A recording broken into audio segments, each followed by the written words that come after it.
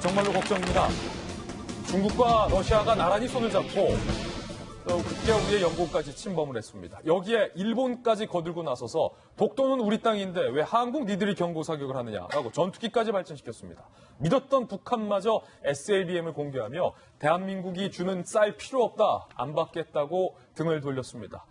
우리의 외교안보 현실에 대해서 먼저 짚어보죠. 리포트부터 하나 보겠습니다. 김철중 기자가 어제 있었던 일을 상세하게 취재했습니다. 중국 폭격기 H-6 두 대가 우리 방공식별구역인 카디즈를 침범한 건 오전 6시 44분쯤.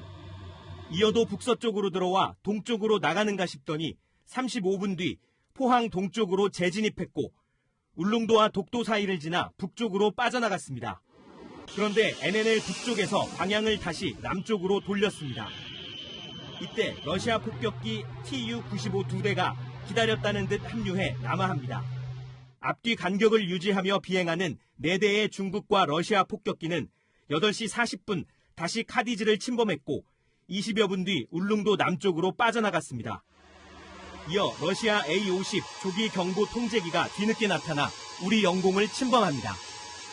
독도 동쪽으로 카디즈에 진입해 해안선으로부터 약 22km 지점인 독도 영공에 들어선 겁니다.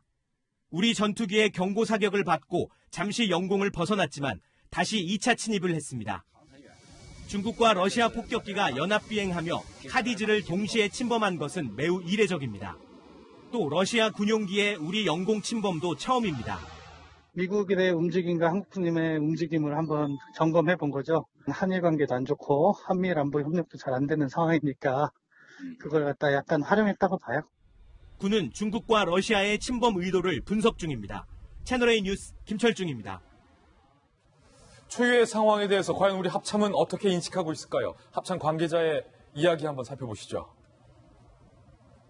다른 나라 군용기가 우리 영공을 침범한 것도 처음, 중국과 러시아가 동시에 나란히 손잡고 군용기가 우리 카디즈에 진입한 것, 이것도 침범이죠. 처음이다. 이를 우리 군이 360발이나 경고 사격한 것도 최초다. 지금 다 처음이에요. 우리 영공을 침범한 것도 처음, 카디즈를 중러가 나란히 손잡고 침범한 것도 처음, 우리가 경고 사격한 것도 다 처음 있는 일이 벌어지고 있는 겁니다. 러시아 경보기가 침범한 우리 영공이 무엇인지 살펴보시죠. 영공, 우리 영토랑 같은 개념이에요.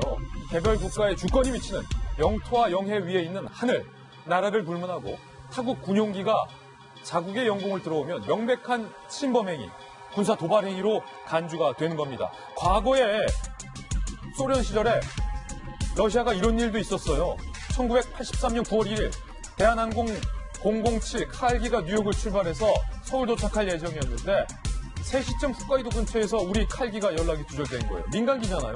정교 항공을 이탈해서 항로를 이탈해서 실수로 소련의 영공을 그때 당시 진입했었습니다. 그런데 그때 구소련 현 러시아가 어떻게 했는지 아세요?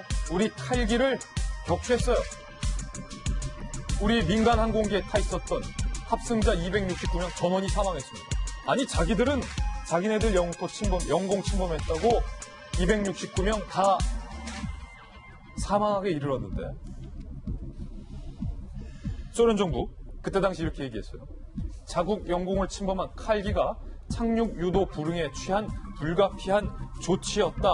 그런데 잠시 후 이야기 나눠보겠지만 러시아는 우리의 영공을 침범했으면서 우리는 영공 침범한 적 없다. 대한민국이 우리 전투기에 위해를 가했다라고 적반하장식으로 지금 나오고 있는 겁니다. 문제는 우리의 영공이 이렇게 침범당했는데 청와대의 대응입니다. 청와대가 NSC와 안보장관회의 소집 안 한 거예요. 영공 침범 의도에 대한 질문에도 청와대가 굉장히 로키로 입을 아꼈습니다. 그것을 지금 말씀드리는 것은 부적절하다. 청와대 관계자의 백브리핑 중에는 러시아 파일럿의 조종 실수의 가능성까지 있다라는 얘기까지 어제 나왔어요. 청와대의 대응 매뉴얼 여부에 대해서 청와대 핵심 관계자가 그건 제가 모르겠다. 아니, 청와대 핵심 관계자가 대응 매뉴얼 여부에 대해서 모르면 그걸 누가 한다는 얘기인지 정말로 불안한 상황입니다. 자, 이양수 의원님. NSC는 이럴 때 연락하고 있는 거 아니에요?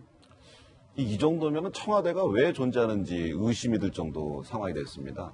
외교 안보에 있어서 지금 청와대가 보여주고 있는 무능은 그동안 있었던 대한민국 여러 정부의 그 무능함 중에 가장 단연 1위 아닌가 싶을 정도인데요. 지금 외교 안보 갈라파고스 상태다라는 얘기가 지금 전문가들 사이에서 나오고 있습니다. 완전히 우리나라만 고립돼 있다. 외교와 안보가 고립이 돼서 퇴화돼서 나중에는 대응 능력이 없어지는 무능해지는 상태에 이르는 것을 학자들이 지금 견줘서 얘기하는 건데요. 지금 청와대는 정말 곱씹어봐야 될 얘기입니다.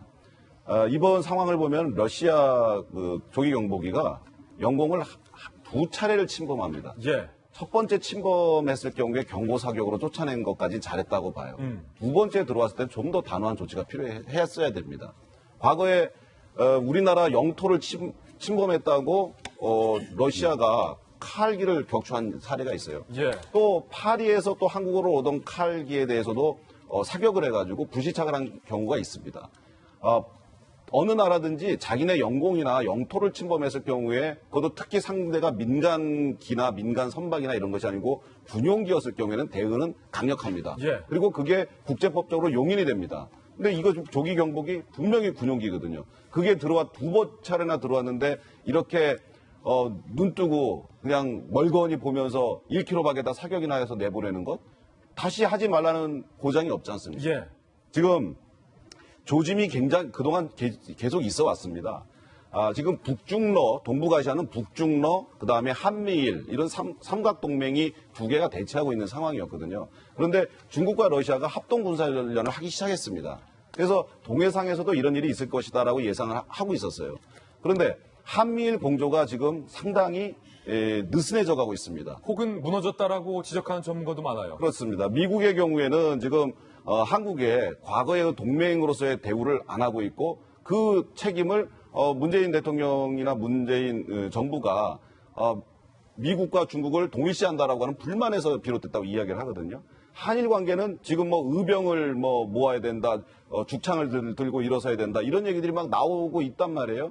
그러니까 한일 관계는 더 안 좋아지는 거야. 한미일 삼각 동맹이 안 좋아지니까 북중러가 치고 들어오는 겁니다. 예. 그것도 한국과 일본 사이에 가장 뇌관이라고 할 수 있는 독도 상공을 하면서 저는 이번에 정말 황당한 게 일본의 태도인데 예.